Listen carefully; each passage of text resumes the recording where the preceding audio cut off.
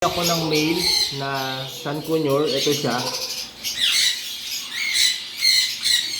Kasi meron akong isang female na walang kapare, si AU.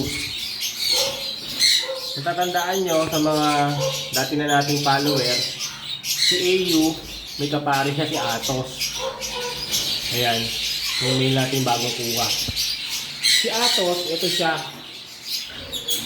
Pinarisan ko sa ng iba. Si Basha, yung pinaris ko sa kanya. Ang San Cunyor kasi, dumarating sa point yan na nagkakasawaan yung pares. So, pagka nangyari yon, ang pares natin mangyayari, hindi na sila magbe-breed or matagal bago mag-breed. Ang pinaka-worst, nag-aaway sila. Inaaway ng babae yung lalaki or inaaway ng lalaki yung babae. Eto, binago ko yung kaparis niya. Kasi matagal na rin, ilang months na, ayaw nila nang mag-breed. Yan, iniba ko yung kaparis niya. So yan, ibang kaparis na ni Atos. Si AU, naiiwang solo. Eto si AU natin. Yan. Ilang buwan lang niya siya dito na mag-solo siya.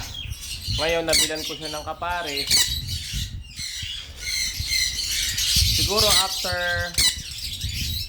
2 weeks, saka natin susubukan pagsamahin. Kasama natin itong si AU doon sa bago nating acquired na lalaki. Kasi yung obserbahan muna natin yon, kung kailangan gamutin, kung kailangan purgahin, bago natin isama si AU natin. So ayan mga kahabi, experience-based na karanasan na binabahagi ko lang sa inyo. Mga San Cunyor, hindi yan forever na in love sa isa't isa.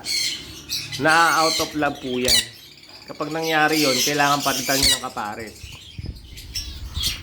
Etong ating parisan, ginawa ko ng 3 pair. So pag 3 pair na tong bago natin kinuhang male, saka si AU. Ito yung 3rd pair natin.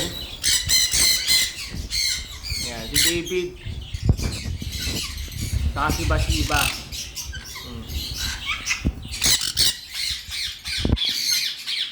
Nag-itlog na to, kaya lang hindi fertile. Unang clutch. So, kaya 3 pair yung ginawa ko kasi yung gagawin natin.